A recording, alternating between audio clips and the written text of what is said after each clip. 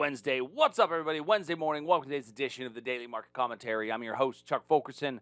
I know it hasn't really been a daily market commentary lately because I took a couple of weeks off, but I think that everybody needs to take a little bit of time off, back away from life, spend some time with the people you love the most, people that you care about, and that's what we did. Spend some time with the family, and so now I am energized, fired up, ready to roll, back in the saddle again, as they say. If you're new to the channel, do me a favor, click the subscribe button, hit the notification bell so you get the alerts and the updates. We're going to go through our big picture market where we take a look at the S&P, the NASDAQ, gold, and crude oil. And we're going to take a look at our stock of the day. So let's go ahead and get started with the big picture.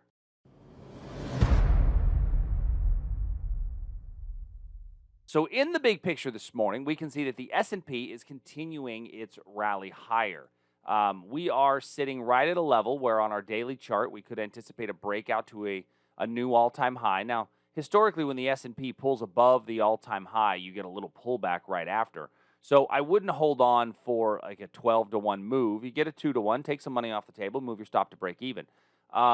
We did have a nice little reversal off of this area, which was our demand zone from our live trade room the other day. Got a nice little 3-to-1 move off of there, but now we're just humming below the breakout. And so I think right now what you're looking for is the breakout. If we do pull back, look to this 41.95 as a decent reversal point, as a chance to get long. Where am I looking for shorts? I'm not. There's no reason to look for shorts right now. We don't tug on Superman's cape. We don't spit into the wind, and we don't short the all-time high. Next, the NASDAQ. So looking here at the NASDAQ, very similar picture to the S&P, aside from the fact that we don't have the clear-cut basing. When I look at the hourly chart, I don't have a lot of great reversals until I come all the way down here to 13,616. That's actually my best hourly level of demand where I can anticipate a bit of a reversal. If I go to even like the 15-minute chart, I don't have a super clean area for a reversal trade, although we are putting in one that is slightly better right through here if you want to be a bit more aggressive and look to take this area right in here. So all in all, I'm looking at the continuation of our bullish moves. Now, I will say that we are coming up on a 4-hour supply area, which was right in here, and that's really what caused us to pull back a little bit. But I think that's going to bust through, and we will retest those all-time highs. Looking at crude oil. So crude oil continuing our move to the upside. And we've been talking about the fact that it's just rallying up, giving you an opportunity to buy pullbacks to quality areas of demand. And that's what the next quality area of demand pullback that I see is this area here at 69.70 by 69.60. A pullback into that region, I think, is the one that makes the most sense as an area where we could see buyers step back in. As far as on a bigger picture scale, we are not overly surprised about the daily chart giving us this. We want to enter on the pullbacks to quality areas of demand until our daily chart shows us a significant amount of weakness. Let's take a quick look at gold. And gold, very similar story to crude oil, except a little bit of a bigger picture. Ever since the weekly chart, we were looking at a breakout above this region. It's continued to rally up. We look to get long on pullbacks to quality areas of demand. So if I look at this on a daily time period, we can see that we have gotten a little bit of a pullback.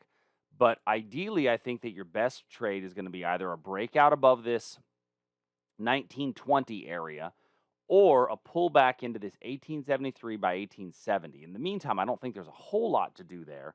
But I don't necessarily want to think that the gold's anywhere near going bearish. Matter of fact, my price target on gold is still up here at about 2,000, which is where I think that ultimately we're going to look to head. Maybe a little bit before that, maybe 1975. But was my price target all the way on the breakout here, and I continue to see that moving higher. So keep our big four pictures, big four markets in your brain, as those are the four markets that we're going to focus on over the course of the big picture every day. But the next thing we're going to do is take a look at our stock of the day. And our stock of the day is not a sexy one, but it is one that could give you a little bit of a return.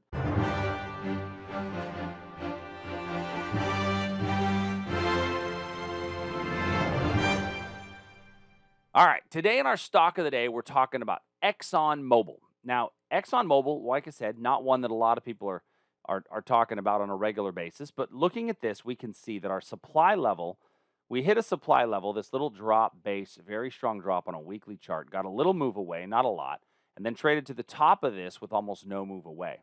And now we're basing in front of it. Well, that's the weekly chart. What about the daily chart?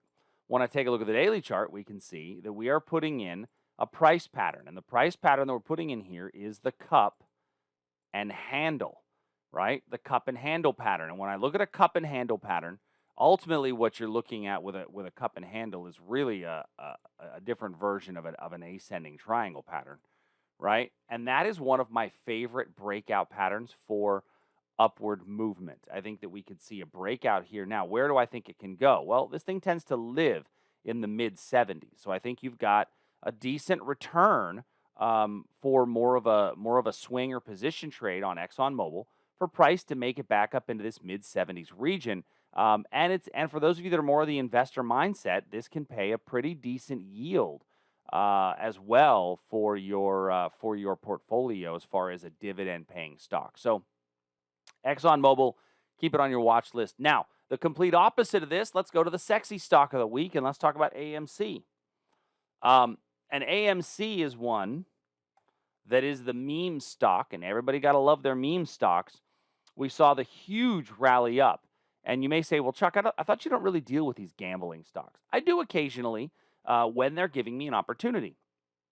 And right now, AMC is it's really setting up a pretty clear symmetrical triangle pattern. So now, but am I going to be willing to just go out and buy the stock? Maybe not necessarily. I think you're probably going to be better off utilizing the options positions. And our options positions are currently, if I was just to pull up our implied volatility has us really, really near the upper range. And frankly, it's still 289. So when I look at AMC, let's say we go out to August, the at the money option looks like it's going to cost me about $25 a share, right? So it makes no sense to do the at the money options at this point. I mean, you're getting 2-to-1 leverage, right? A $50 call costs you $25.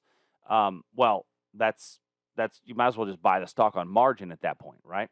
However, what if I do a bull call spread? If I'm bullish on the stock and I want to do some sort of a spread, interestingly enough, is that in order to get a delta that makes sense to follow our rules, I would really have to go all the way out to the 125s before I get to a 50 delta.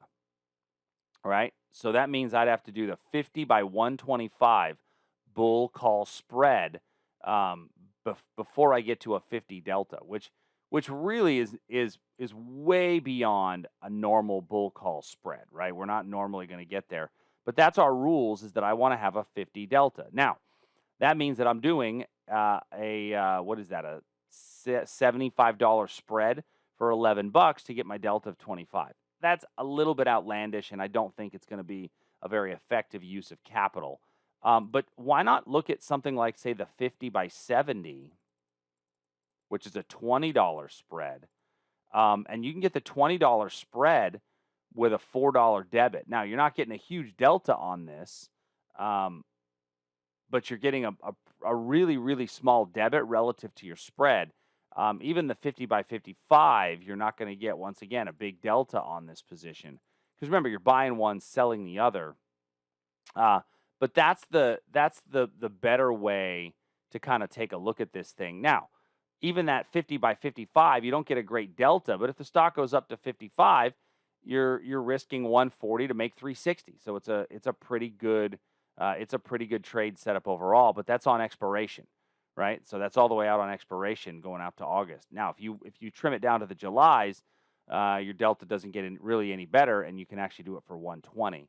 So this would be, if I expect it to reach that point, and I expect it to take a little bit more time. This is why delta is so important, by the way, because you've got to have enough delta. Because if you look here, look at the pink line. The pink line's barely moving because that's our value today. If I just day step that out, even after a week or so, you're still on a movement. You're not making a whole lot because your delta is just not there. So you can give this a go, but understand that's why we have our rules set in place that we need a minimum 25 delta and a less than 50% of our debit being equal to the spread. So options rules are put in place for a reason. With that being said, hope you guys have a phenomenal day. If there's anything you need, make sure you shoot us an email, support@tradersarmy.com. I'll talk to you soon. See ya. Hey, thanks for joining us. If you like what we do, please make sure you hit that subscribe button. It's the only way the computers know that you're actually alive and really care. And go to tradersarmy.com today to learn a bit more. And if you want to see some of our other videos, click here in the box.